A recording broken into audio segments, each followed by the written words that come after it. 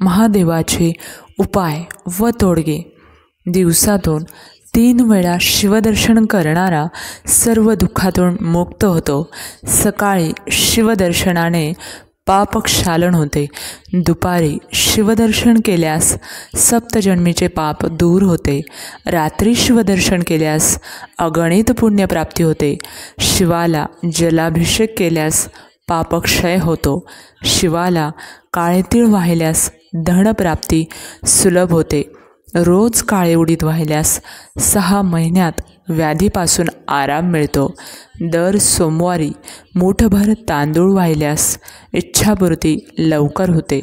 शंकराजवळ साखर वा गूळ वाहिल्यास धनसंचय होतो. शिवमंदिर व परिसर साफ केल्यास उत्तम गती प्राप्त होते व रोगनाश होतो. दही, दूध, तूप, मध, गोमूत्राने अभिषेक केल्यास आरोग्य प्राप्त होते. वेगाने रोगनाश होतो.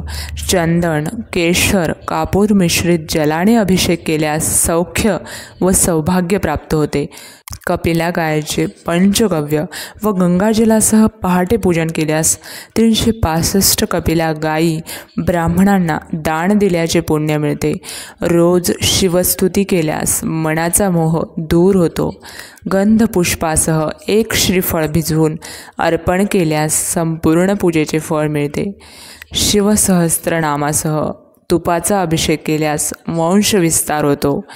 उसाच्या रसाच्या अभिषेकाने संपूर्ण आनंद प्राप्त होतो. साखर घातलेल्या दुधाच्या अभिषेकाने घरातील कलह दूर होतात.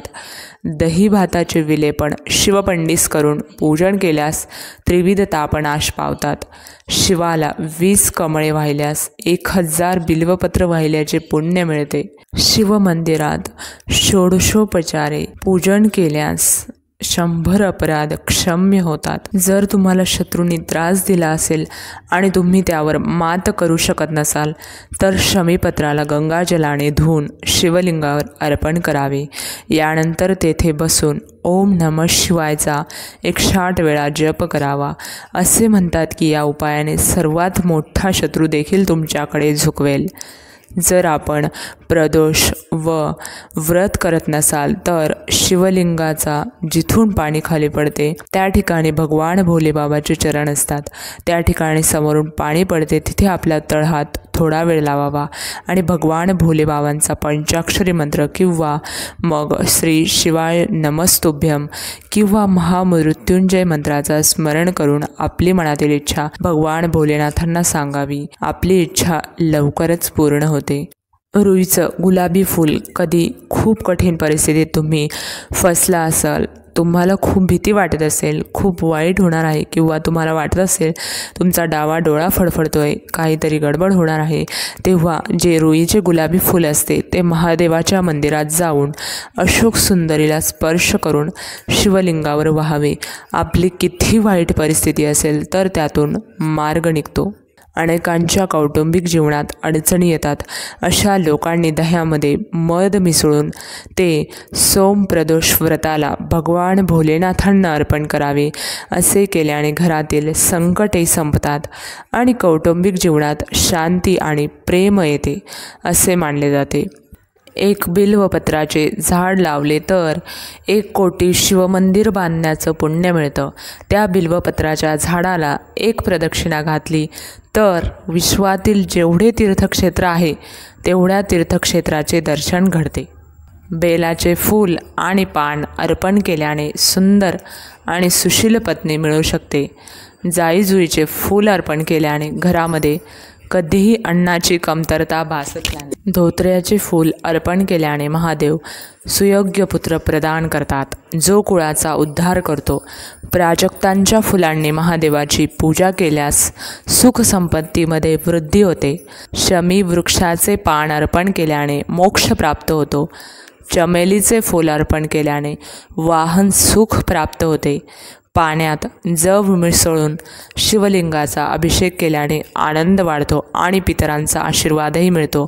त्याचबरोबर गहू अर्पण केल्याने वंश वाढतो आणि कुटुंबातील सदस्यांमध्ये परस्पर प्रेम टिकून राहते आणि नकारात्मक वातावरणाचे सकारात्मकतेत रूपांतर होते. लग्न जमण्यात अडचणी येत असतील तर श्रावण महिन्यात दररोज शिवलिंगावर केशर मिश्रित दूध अर्पण करा. या उपायाने लवकरच लग्नाचे योग जुळून येऊ शकतात. जवस अर्पण केल्यामध्ये सुखामध्ये वृद्धी होते. गहू अर्पण केल्याने आपत्य वृद्धी होते. तल्लख बुद्धीसाठी साखर मिश्रित दूध महादेवाला अर्पण करावे. मधाने महादेवाचा अभिषेक केल्यास TB रोगांतून आराम मिळतो. ज्यांची तब्येत खराब आहे त्यांनी भगवान शिवाचा हा खास उपाय करावा. यासाठी प्रदोषाच्या दिवशी संध्याकाळी शिवमंदिरात जाऊन देवाला सुके खोबरे अर्पण करावे. यानंतर तुमच्या उत्तम आरोग्यासाठी भोलेनाथाची प्रार्थना करा. असे मानले जाते की हे उपाय केल्यास व्यक्तीचे आरोग्य सुधारते. शिवपुराणानुसार पाण्यात देशी तूप मिसळून शिवलिंगाचा अभिषेक केल्यास शारीरिक दुर्बलता दूर होते. याशिवाय मधाने पूजन केल्याने TBचे रुग्णही बरे होतात आणि रुईचे फूल अर्पण केल्याने मोक्ष प्राप्त होतो. कण्हेरीचे फूल अर्पण केल्याने नवीन वस्त्र प्राप्त होतात. तीळ अर्पण केल्याने पापांचा नाश होतो. ताप आला असेल तर महादेवाला जल अर्पण केल्याने लवकरच फरक पडेल. सुख आणि आपत्य वृद्धीसाठी सुद्धा महादेवाला जलाभिषेक करणे उत्तम मानण्यात आले आहे. जर शारीरिक रूपात एखादा मनुष्य कमजोर असेल तर त्याने गायीच्या शुद्ध तुपाने महादेवाला अभिषेक करावा.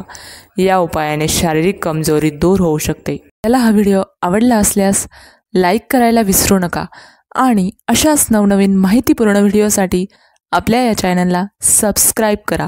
धन्यवाद.